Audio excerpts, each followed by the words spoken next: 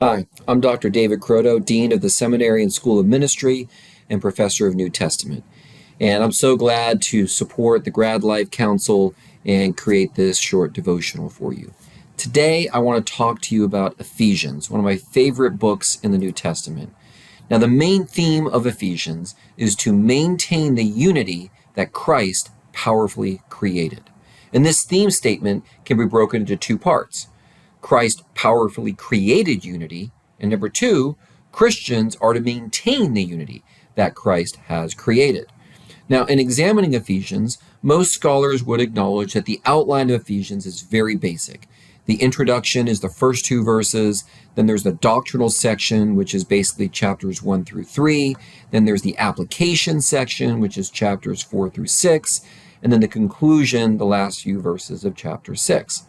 Now, it is easier to split an atom than to keep saints together. But it is also truer to Christ's prayer to display a oneness that the world cannot explain. The devil laughs at our divisions and trembles at our harmony. And he knows well that a united church is a terror to the kingdom of darkness. Chapter 4 begins a new section in Ephesians, the application section, which moves from a description of the unity that Christ created to a series of commands to maintain that unity. When Christ creates unity, it is no feeble thread spun of human agreement. It is a golden chain forged in his own sufferings. And I fear for the person who dares to break what Christ has so dearly bound. For Paul, it is not enough that Christ has positionally unified believers into one body, because he desires for that unity to be displayed for all to see. You can see this in John chapter 17, verses 22 and 24. Now, he primarily does this through the command to walk, which refers to the way that Christians are to conduct their lives, the way they are to behave, the way they are to live. And Paul begins chapter 4 by urging or imploring his audience to walk in a way that is worthy of their calling to which they were called, referring to being called to salvation. Then he lists several virtues that will help them to live out this unity: humility, gentleness, patience, and bearing with one another in love. Then in Ephesians 4:3, he wants them to be eager to or diligent to keep the unity of the Spirit in the bond of peace. Now, unity is a plant of heaven's sowing, but it must be watered with our tears, guarded with our prayers, and sheltered with our patience. Without diligence, the flower withers, and what Christ has made fragrant becomes a barren stem. Now, the word unity means a state of oneness or being in harmony and accord, and only occurs in the entire New Testament in this chapter, Ephesians 4:3 and 4:13. Now here's what's interesting. Ephesians 4 contains about 27 words or phrases that refer to unity in just 33 verses.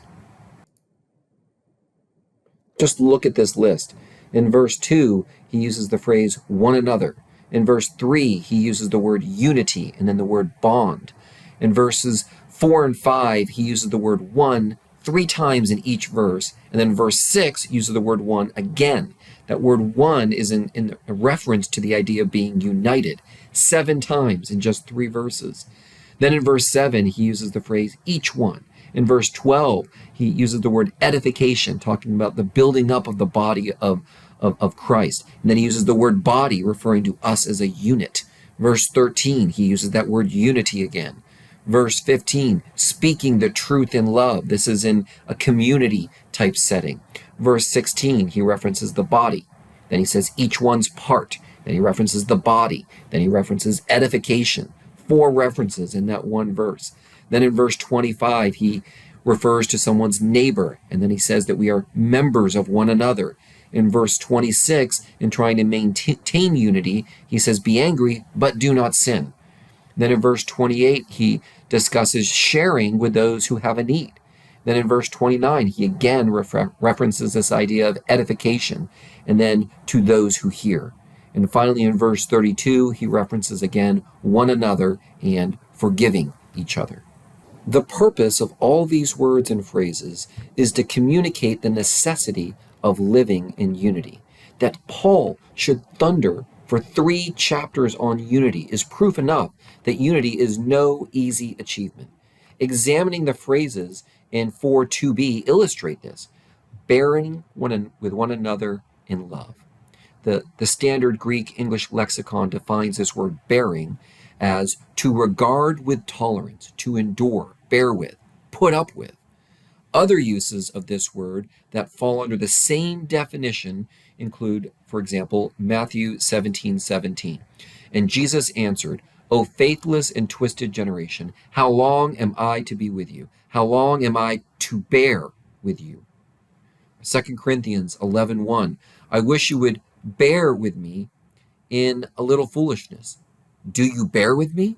Now, these instances illustrate a sort of negative connotation to bearing or tolerating, implying that it will be difficult because relationships with others are difficult. Yet, Christians are still exhorted to bear with one another in love. Christ did not merely call us into a truce, but into a blood-bought brotherhood. On Calvary, he tore down the wall of partition with nails and wood, cementing Jew and Gentile, rich and poor, saint and stranger, into one holy temple of the Lord. Enduring one another in love is no grim toleration, but the sweet patience of Christ himself flowing through us. He who bore our sins calls us to bear with each other's weaknesses, not with sighs of resignation, but with songs of love.